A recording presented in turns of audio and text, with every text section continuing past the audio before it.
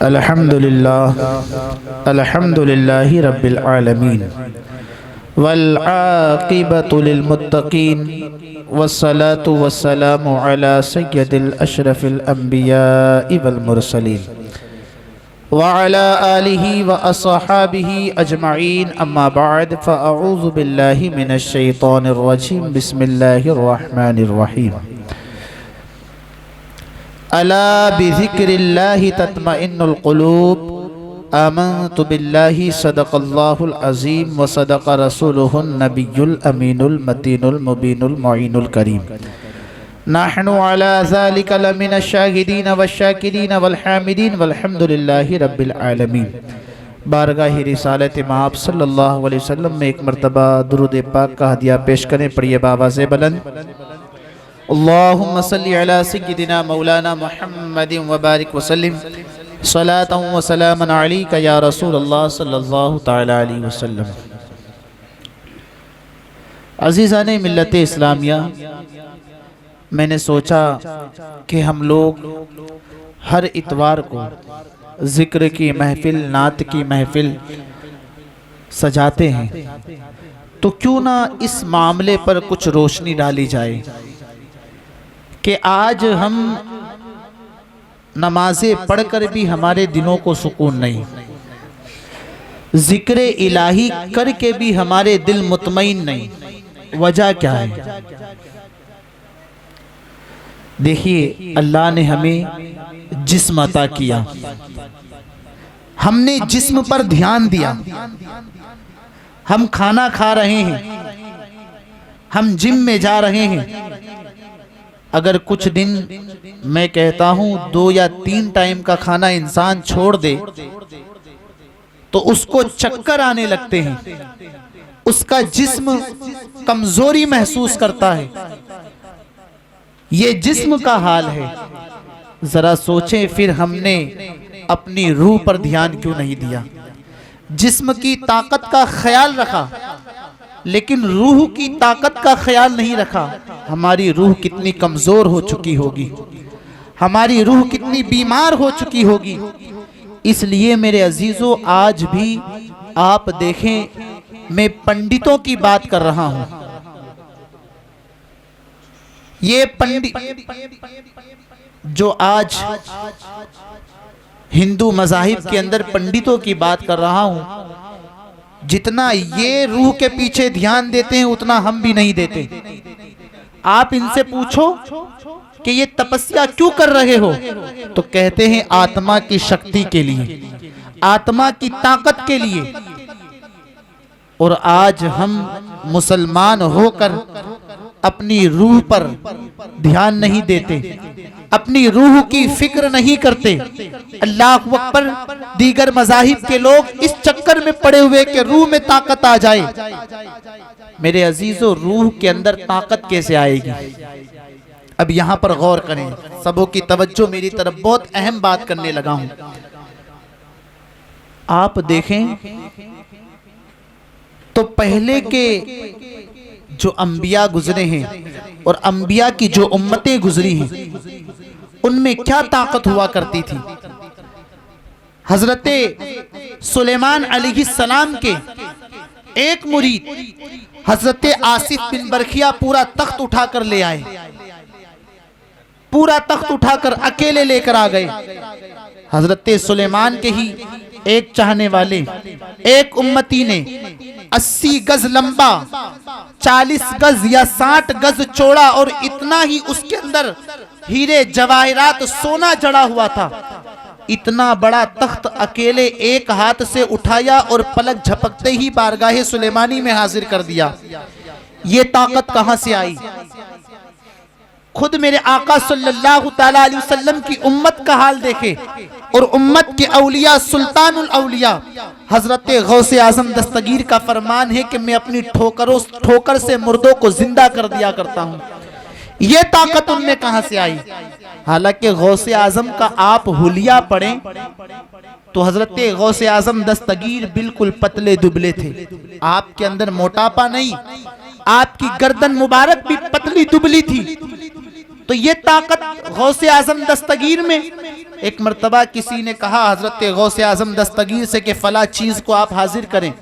आपने इशारा किया कि वो चीज या वो वजू का बर्तन ता हाजिर हो जाता है, ये उम्मत में ताकत कहां से आई? तो कहना पड़ेगा ये ताकत जिस्मानी नहीं बल्कि रूहानी ताकत है। ये रूहानी ताकत है, ये रूह की ताकत है। और आज हमने रूह की ताकत को और रूह किस तरह मजबूत होगी वो चीज को छोड़ा है। सुकून चाहते हो, अला बिज़िक्रिल्लाहि तत्मइन्नुल कुलूब, अल्लाह के जिक्र से दिलों को सुकून मिलता है, दिलों को सुकून मिलता है। मेरे अजीजों, हमने बहुत पढ़ा है, लेकिन यहाँ पर भी गौर की ये बात है कि हमारा इबादत में मन नहीं लगता, ना नमाज में मन लगता है, ना जिक्र इलाही में मन लगता है। और अगर हम कर भी लेते हैं तो हमारे कल्ब को सुकून नहीं मिलता है। वजह क्या है?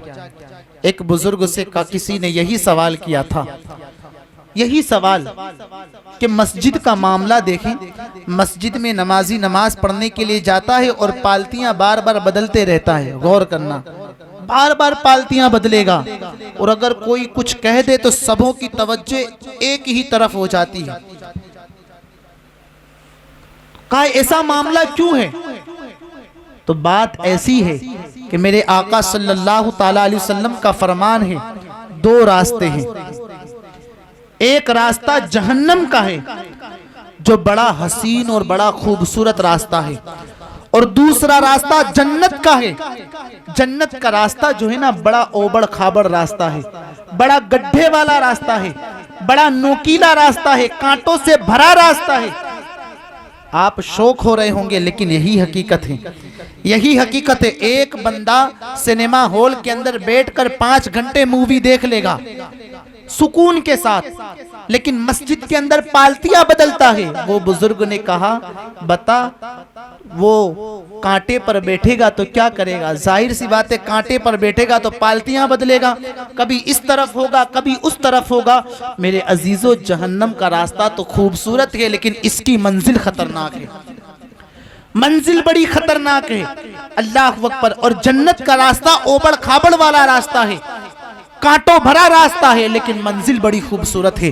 तो हमें चाहिए कि हम वो मंजिल के मुसाफिर बने, वो राह के मुसाफिर बने जो जन्नत का रास्ता है।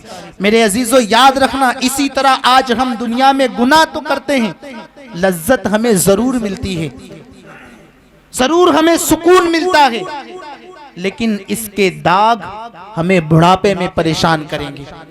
वो क्यों? इसलिए कि गुनाहों की लज्जत है ना मेरे अजीजों, जब तक आप गुनाह करेंगे उसी वक्त तक तुम्हें मजा आएगा, लेकिन गुनाह होने के बाद मैं इसकी मिसाल यूं दूं, गुनाह है ना खुजली की तरह है, गुनाह खुजली की तरह है। जब खुजली इंसान को होती है तो वो खुजला लेता है, सुकून मिलता है, बाद में क्या होता है? जलन होती है। जलन होने के बाद क्या होता है? वहां पर जख्म होता है, फिर वही जख्म अल्लाह अकबर दाग बनता है और वो दाग पूरी जिंदगी रहता है। इसी तरह आज हम गुनाह तो कर रहे हैं जिक्र इलाही को छोड़कर, आज हम गुनाह तो कर रहे हैं नमाज को छोड़कर, लेकिन ये दाग हमारे जिस्मों पर मौजूद होगा।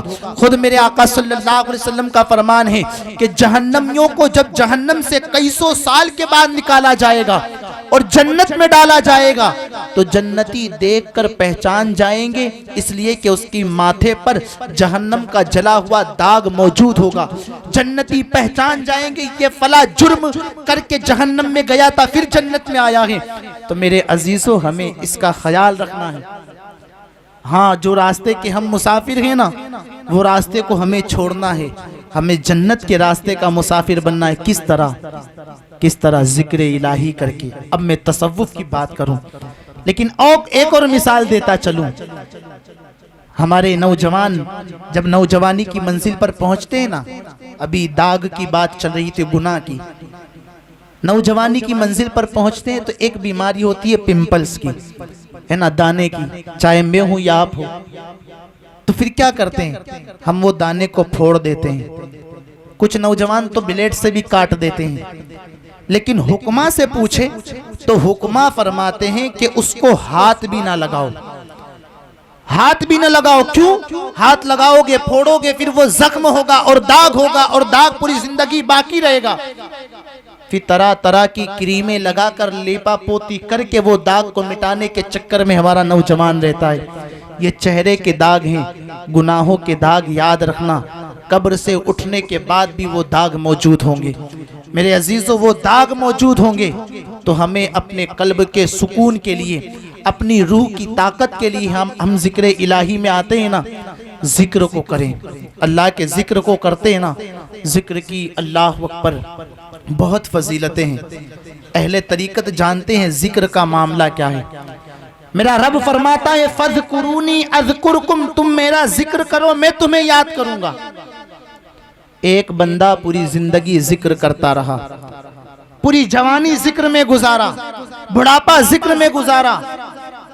एक वक्त वो आता है कि उसकी जबान बंद हो जाती है, बोलने की सलाहियत खत्म हो जाती है। मेरे रब का फरमान तो झूठा नहीं। मेरा रब कह रहा है फज़कुरूनी अज़कुरकुम, तुम मेरा जिक्र करो मैं तुम्हें याद करूंगा, मैं तुम्हारा चर्चा करूंगा। अब यहाँ पर वो बंदे ने पूरी जिंदगी जिक्र किया, लेकिन आज जबान बंद हो गई है कमजोरी के हिसाब से। आज जबान बंद हुई है, अब उसका दिल बोल रहा है अल्लाह के हुक्म से। अल्लाह के हुक्म से अब दिल बोल रहा है। अजीज़ान मिल्लत इस्लामिया, अल्लाह के वलियों की हम बात करते हैं ना, हम अल्लाह के वलियों का तस्करा करते हैं ना, उनकी महफिलें करते हैं, हम कहते हैं ना, बयान करते हैं ना, बहुत पहुंचे हुए बुजुर्ग थे, बहुत पहुंचे हुए बुजुर्ग थे। वो ऐसे ही नहीं पहुंच गए, हाँ वो ऐसे ही नहीं पहुंच गए। उनकी जिंदगी, उनकी तालीमात को पढ़ें। अल्लाह अकबर, हमारे बुजुर्गाने दीन ने अपने आप को अल्लाह की राह में फना किया है, फना फिल्लाह हो गए हैं। इतनी इबादत, इतनी बंदगी, इतनी रियाजत, इतने मुजाहिदात, इतना तकवा, इतनी परहेजगारी, इतने सफर, इतने जंगलों का सफर, ये तमाम राहों से गुजर कर कोई शेख अब्दुल कादिर जीलानी बने हैं, कोई ख्वाजा मोइनुद्दीन चिश्ती बने हैं, कोई साबिर पाक कलियरी बने हैं। उनकी जिंदगी को तो पढ़ें। अल्लाह अकबर, इन्होंने अपनी जिंदगी अल्लाह की राह में फना की। मैं तसव्वुफ की बात कर रहा हूँ, फना फिल्लाह हो गए। फिर मौला ने कहा मेरा बंदा अब जो चाहता है वो होकर रहेगा। अपने नेक बंदे के लिए पूरी जमीन कुशादा कर दी, तू जहां जा जो चाहे कर। लेकिन वो मंजिल ऐसे ही हासिल नहीं हुई मेरे अजीजों, हाँ ऐसे ही हासिल नहीं हुई। हमें सख्तियां उठानी पड़ेगी, हमें अपने आप को स्ट्रगल करना होगा, मजबूत करना होगा, उसके बाद हमें ये मकामात मिलेंगे। अगर आप अपने नफ्स पर और अपनी जबान पर ही कंट्रोल कर लेना तो आप खुद वली बन जाएंगे। हमें खुद कंट्रोल करना होगा। एक औरत आई गौसे पाक की बारगाह में, कहा हुजूर मेरे बच्चे को अपने पास रखें। आपको नींद तो नहीं आ रही ना, क्योंकि तकलीफ देकर बोलना भी ये मुझे गवारा नहीं, क्योंकि बहुत है। औरत आई गौसे पाक की बारगाह में, कहा हुजूर मेरे बेटे को अपने पास रखें, आपके पास रहेगा, कुछ सीखेगा, कुछ करेगा। कहा ठीक है। अब एक दिन अचानक वो औरत आई और मेरे गौसे पाक गोश्त खा रहे थे और उस शहजादे को, उस लड़के को कोने में बिठाकर सूखी हुई रोटी खिला रहे थे। कहा ये सूखी हुई रोटी खा। रोटी इतनी सख्त कि वो शहजादे के हल्क में चुभती तो वो पानी में डाल डाल कर खा रहे थे। माँ तो माँ होती है ना। माँ ने कहा हुजूर आप ये इसके साथ नाइंसाफी कर रहे हैं, नाइंसाफी का मामला कर रहे हैं। आप खा रहे हैं गोश्त और मेरे शहजादे को दिया है सूखी रोटी। गौसे पाक ने अपनी जबान से कुछ भी ना कहा, कुछ भी नहीं, करके दिखाया। आपने क्या क्या जानते? जितनी गोश्त से हड्डियां बची हुई थी वो तमाम हड्डियों को एक जगह पर जमा किया, हाथ रखा, फरमाया उठ जा अल्लाह के हुक्म से, कुम बिइज़्निल्लाह कहकर गौसे पाक ने उस मुर्गे को वापस जिंदा फरमाया और कहा जब तेरा बेटा इस लायक हो जाएगा ना तब मैं उसे भी इसी तरह गोश्त खिलाऊंगा। सख्तियां उठानी पड़ती है, हाँ कांटों से गुजरना पड़ता है जब बंदा किसी मकाम पर पहुंचता है मेरे अजीजों, जब बंदा कहीं। लेकिन आज हमें सब कुछ खाना है, गोश्त खाना है, मुर्गी खाना है, मछली खाना है, सब कुछ खाना है। तो बताओ फिर हमें तो कुछ हासिल होने वाला नहीं है। सख्तियां उठाए बगैर कुछ हासिल नहीं हो सकता। क्या हमें ऐसा नहीं करना चाहिए कि हफ्ते के अंदर, महीने के अंदर एक दिन ऐसा हो कि हम या रोज़ा रहे या फाके से रहे। होना चाहिए ना, अल्लाह की हर नेमतें हमें मिल रही है। इसलिए मैं कह रहा हूँ कि गोश्त खाना हराम नहीं है, जायज़ है, लेकिन हमें अपने नफ्स को कंट्रोल करना है। ऐसा नहीं है कोई इंसान कह दे तो यार मैं तो गोश्त के बगैर चलता ही नहीं, गोया कि तुम गोश्त के आदी हो चुके हो, गोश्त के गुलाम हो चुके हो। कोई चीज को अपने आप पर हावी नहीं करना, मुसल्लत नहीं करना है।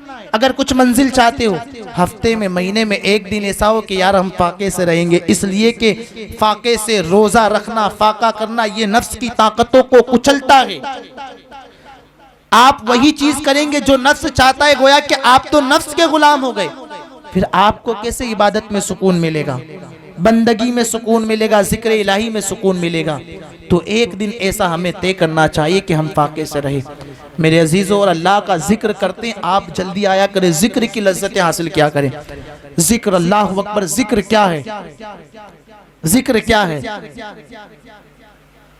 हम जिक्र करते हैं ना यहाँ पर बैठकर, आज जो है सफ़े बिछी हुई है, पंखे चल रहे हैं, लाइटें चालू है, गद्दे लगे हुए हैं, हम इस तरह जिक्र करते हैं।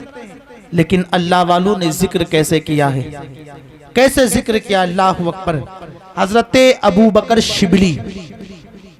शिबली रदी अल्लाह ताला अन, हजरत जुनैद बगदादी के खलीफा, इनका नाम शिजरे कादरिया में भी आया है। बहर शिबली शेर हक दुनिया के फितनों से बचा। बहर शिबली शेर हक दुनिया के कुत्तों से बचा, एक का रख अब्द वाहिद बेरिया के वास्ते। शिजरे कादरिया के बुजुर्ग हैं, और जब जिक्र करना होता, अभी वक्त हो गया है ना, अब हो सकता है किसी को नींद आ रही हो, नींद का गलबा हो, क्योंकि इंसान सुबह से उठता है और ये नींद अल्लाह की याद से गाफिल कर देती है। इबादत इलाही से ये नींद अपने हमको गाफिल कर देती है। इसलिए कि नींद जब आएगी, हैं, अभी मैं बैठा हूँ, अगर मैं लंबा बयान कर दूं तो हो सकता है कोई खुश होकर सुन रहा हो, कोई मजबूर होकर सुन रहा हो, या कोई नाम गिनाने के लिए सुन रहा हो। हमारे कल्ब को सुकून नहीं मिलेगा, क्योंकि हमें नींद परेशान कर रही है। हजरत अबू बकर शिबली रदी अल्लाह ताला अन का हाल ये था कि जब जिक्र करने बैठे अल्लाह का, तो नींद का झोंका आया। अल्लाह अकबर, नींद का झोंका आना था। आप गए और सलाई के अंदर नमक लगाया, जिस तरह हम सुरमा लगाते हैं, आपने नमक को अपनी आंखों में लगा लिया। आंखों से खून निकलता और आप अल्लाह का जिक्र करते, आंखों से खून बहता, आप अल्लाह का जिक्र करते। लोग कहते भी हुजूर क्या कर रहे हैं? आपने फरमाया, जो आंखें मुझे इबादत इलाही से, जिक्र इलाही से गाफिल कर दे, क्या मैं उसे सजा ना दूं? क्या बुजुर्गों ने कुर्बानी दी है? जो आंखें अल्लाह के जिक्र से गाफिल कर दे, क्या मैं उन्हें सजा ना दूं? ये सजाएं दिया करते थे। बुजुर्गान दीन ने फिर मंजिलें तय की है। हमें तो सब कुछ चाहिए, हर गिज़ाएं चाहिए, फिर हम चाहें कि हमारे दिल को सुकून मिल जाए, तो मैं समझता हूँ ये मुमकिन नहीं है, ये मुमकिन नहीं है मेरे अजीजों। अल्लाह अकबर। इसी तरह एक बुजुर्ग लखनऊ के सरकार शाह मीना रहमतुल्लाह अलैह, ये सरकार शाह मीना का हाल ये था कि जब ये जिक्र करना चाहते तो ये 10 फुट की दीवार पर चढ़ जाया करते थे। 10 फुट की दीवार पर चढ़कर अल्लाह का जिक्र। वो दीवार भी इतनी कि सिर्फ एक इंसान अपने 2 कदम रखकर, पांव रखकर खड़ा रह सके। आप फरमाते, लोगों ने कहा हुजूर आप दीवार पर चढ़कर जिक्र करते? कहा हाँ, इसलिए कि एक बंदा जब दीवार पर खड़ा रहेगा कितना एहतियात रहेगा, कितना ख्याल रहेगा। अगर इतनी भी सुस्ती बरती तो वो जमीन पर, कहा अगर इतनी भी सुस्ती आएगी तो मेरे जिस्म को सजा मिल जाएगी, मैं जमीन पर आ जाऊंगा। ये बुजुर्गों ने कुर्बानी दी है। मेरे अजीजों, अला बिज़िक्रिल्लाहि तत्मइन्नुल कुलूब। आज हर इंसान है ना बेसुकून नजर आ रहा है, बेसुकून है, माल दौलत असबाब सब कुछ है, लेकिन बेसुकूनी हर किसी के पास है। वजह यह है कि हम अल्लाह की याद से गाफिल हो चुके हैं। अपनी रूह जो बीमार हो चुकी है ना, हमने रूह को काफ़ी बरसों से बीमार रखा है, भूखा रखा है। जिस्म को खाना ना मिले तो इंसान की बीपी लो हो जाती है, तरह तरह की बीमारियां आती हैं, चक्कर खाकर गिर जाता है। बरसों बरस से हमने अपनी रूह को बीमार रखा है। बताओ अब रूह को मजबूत करना है कि नहीं करना है? रूह को बेदार करना है कि नहीं करना है? पूरा आलम दीगर मज़ाहिब के लोग इसके चक्कर में पड़े हैं और हमें तो अल्लाह के रसूल ने सारे रास्ते बताए हैं। हजरत आसिफ बिन बरकिया तख्त उठाकर ले आए, गौसे पाक ठोकर मार के मुर्दों को जिंदा करते थे। ये रूहानी ताकत थी। वो रूहानी ताकत हमें हासिल करना है। हमें वो चीज नहीं करना है जो अपना नफ्स चाहता है। तो अल्हम्दुलिल्लाह हर हफ्ते हमारे यहाँ महफिल सजती है, हर हफ्ते जिक्र का एक माहौल है। तो कोशिश करें कि आप ऐसे टाइम पर आए, शुरू में आए, ताकि जिक्र में आप शामिल हो जाएं, जिक्र में शामिल हो जाएं। उसके बाद महफिलें चलती रहेगी। कोशिश करें और लोगों को भी लाने की कोशिश करें, इसलिए कि इंसान आएंगे, लोग आएंगे, वो कुछ सीखेंगे, मोहब्बत बढ़ेगी, उसके बाद उन्हें कुछ पता चलेगा ना। ऐसे तो नहीं होगा ना, मेहनत तो हमें करनी पड़ेगी। कामयाब दोस्त वही है जो अपने दोस्त को नेक राह दिखाता है। आज हमें बहुत ऐसे दोस्त मिल जाएंगे, चल ले यार फला काम करके आते हैं, सिगरेट पी के आते हैं, चल आज खुशी का दिन है, ये भी पी लेते हैं, वो भी पी लेते हैं। वो दोस्त है ही नहीं। जो दोस्त अपने दोस्त को गलत राह दिखाए वो दुश्मन है। सच्चा दोस्त वही है जो आपको नेक राह दिखाता हो। इसलिए कि दोस्त के अंदर मोहब्बत होगी तो वो कभी नहीं चाहेगा मेरा दोस्त जहन्नम के रास्ते का मुसाफिर बने, बल्कि उसको पकड़ कर कहेगा यार मैं जन्नती रास्ते पर चल रहा हूँ, नमाजों को पढ़ रहा हूँ, दीगर अमल साली कर रहा हूँ, तू भी कर। इसलिए कि दुनिया में तो हम साथ में रहते हैं, जन्नत में भी हम साथ में रहेंगे। तो कोशिश करें, है ना, कि हर हफ्ते किसी दोस्त को भी लाने की कोशिश करें और माहौल बनाए, एक खानकाही निज़ाम। यहाँ से एक फैज़ान जो मिल रहा है ना बुज़ुर्गों का, वो फैज़ान को लूटें। यहाँ पर कितने बुज़ुर्ग आए हुए हमें खुद नहीं पता, क्योंकि ये महफिल अहले तरीक़त की महफिल है, ये महफिल रूहानी महफिल है। यहाँ पर आए ना, दूसरी बात तो अदब का ख़ास ख्याल रखें। हाँ, अदब का ख्याल रखें। अल्लाह रब्बुल इज़्ज़त हमें बाअदब बनाए, इसलिए कि बाअदब बानसीब बेअदब बदनसीब। मौला करीम हमारी इस महफिल को अपनी बारगाह रबूबियत में कबूल फरमाए। हमारे कहने में या आपके सुनने में किसी किस्म की लग़्ज़िशें ख़ताएँ हो गई हो तो मौला अपने फ़ज़्ल व करम से माफ़ फरमाए।